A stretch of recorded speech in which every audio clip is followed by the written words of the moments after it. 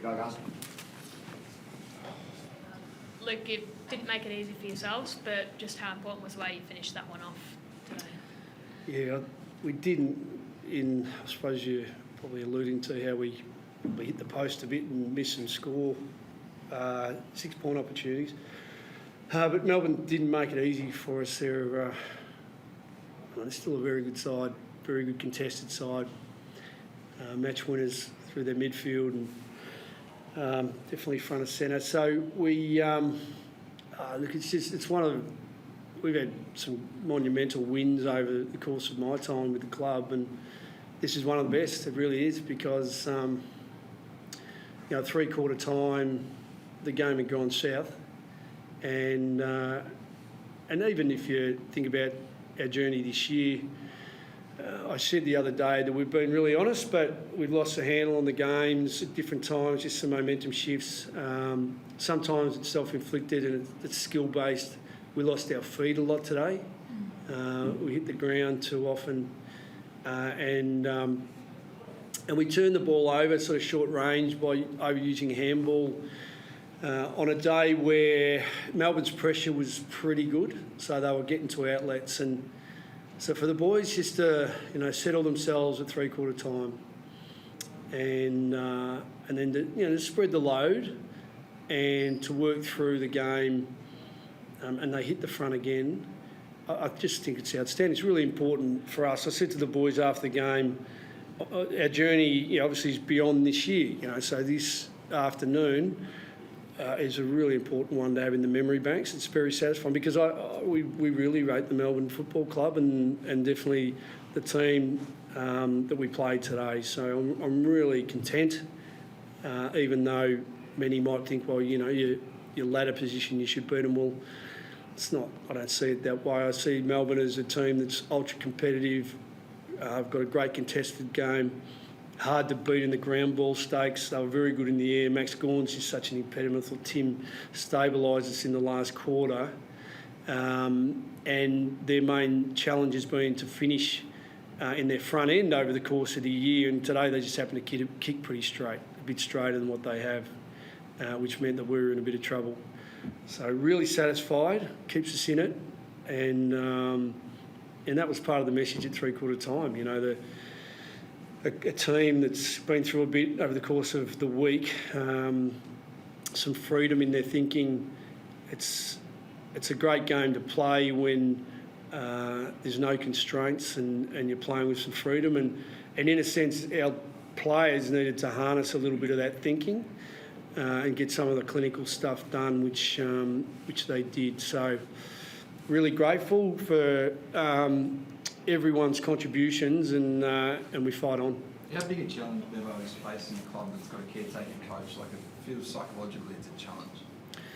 Yeah, we didn't talk about it at all, Josh. We knew it was there in the background. Not sure which way it goes.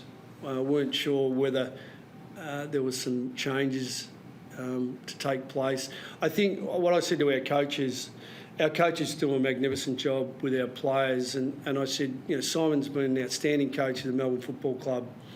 He and his assistants work in collaboration. Don't expect something dramatic because the assistants have a say.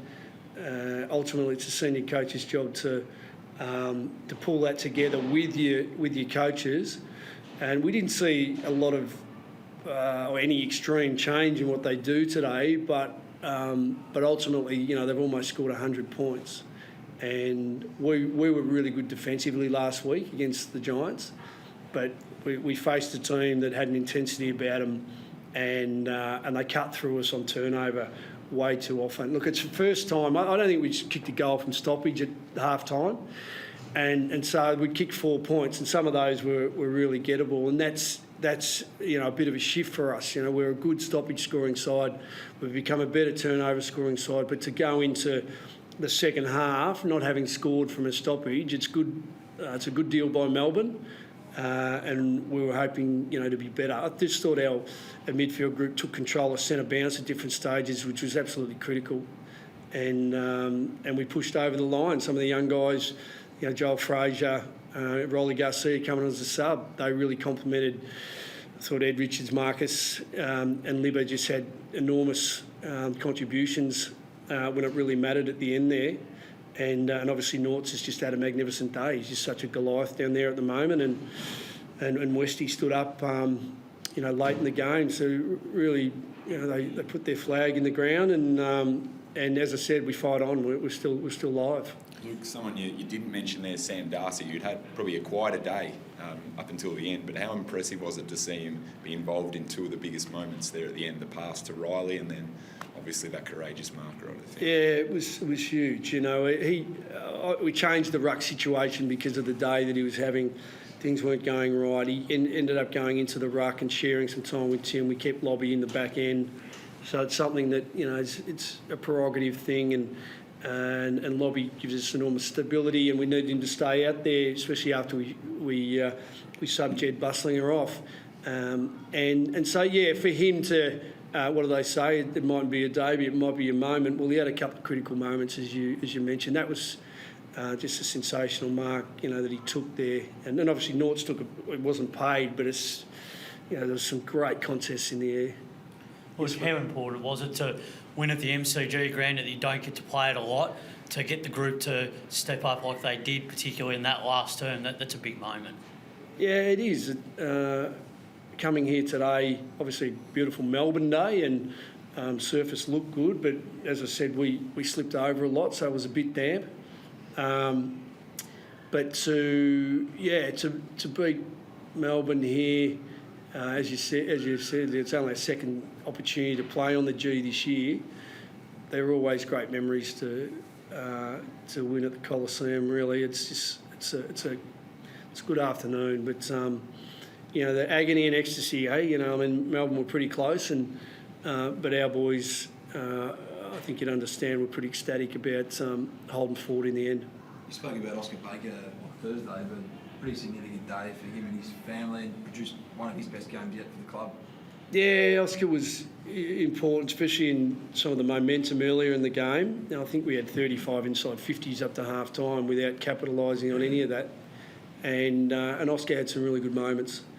And it's an emotional week for him, remembering we obviously he wears a black armband and writes on his tape each week in memory of Trudy and so it's an emotional day for many of us. I asked our players to put their hand up the other day if they've someone close to them, be it a family member or a friend, has had breast cancer, has been affected by it, and nearly everyone had a hand up, in some way, shape or form. And I mentioned my beautiful mum Rosa, who had breast cancer in her late 30s, and she celebrated her 90th birthday in January this year. So we're one of the fortunate families to still have our mum, our sister, our daughter with us. Many aren't. So I think it's Melbourne champion it, but there was enough emotion in our camp, in our club, to take a bit of ownership of the game as well, and wear some beanies and promote the cause. It seemed like after half-time, Bevo, you adjusted it up forward just to generate a few more better looks at goal, because obviously in the first half it was some hit the post, there was a lot of peppering away, but where the scoreboard was a little bit untidy, but you sort of addressed that a bit later in the game. Yeah, it's the oxymoron call, really. You're a little bit concerned about Max Gawn dropping behind the ball, so you need to have aerial presence. We had Norts and Sam, we're trying to keep them out there. And then I thought their key backs were pretty good for periods of the game. And so what do? Do you add someone to that mix to be better at it, to keep the ball in there? Or do you go the other way, reduce the height, create a little bit more agility and speed and ground level play? We obviously chose to do the latter. And we got some different goals, and our mids got a goal or two from it, and Nort's probably in isolation, being there on his own for 10 minutes more than he was. He was able to launch a bit more and get into space. So it kind of worked, but there were different things throughout the course of the game that didn't sit right. and yeah, it's food for thought, going forward. It's just an adjustment that we can make here and there, because we did the opposite against the Giants earlier in the year. We took Rory Lobb forward from a key defensive post, and that worked for us. So you got to do something when you're just not capitalising on that much forward territory, and ultimately we didn't have as much inside 50 opportunities, but we still got enough. So obviously really content with the afternoon in the end. Luke, how are you finding being part of this year's finals race? It seems, on the outside, it seems quite unique. Only 9 teams in it, a fair way out, and requiring so many wins just to even make the 8.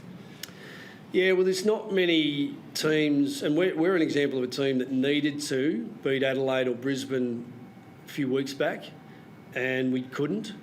Whereas some of the other teams who are around us have won against teams above them, and so it's created this, not a gulf, but this divide between the top 9 and the bottom 9.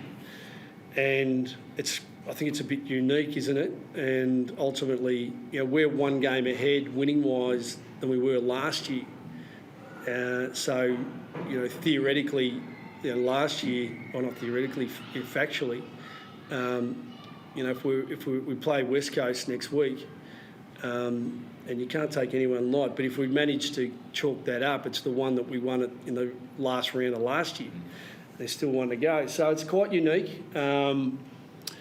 We can, and this is part of the narrowing your thought processes and making sure you take care of what you can influence and control, and some momentum a little bit. That's 4 on the run, and there's some pleasing signs here and there. But we've got to keep it within our own tent as to what we need to continue to maybe improve, but definitely capitalise and maintain on. It's unique, but still feel like, if we can win the last 2, we might be able to sneak in. Brandomir okay? I assume he's entered protocols there of that hit at the end of the game? Yeah, he'll be in concussion protocols. Yeah, so he won't be available next week. Everyone else, I think, is pretty good. Thank you, everyone.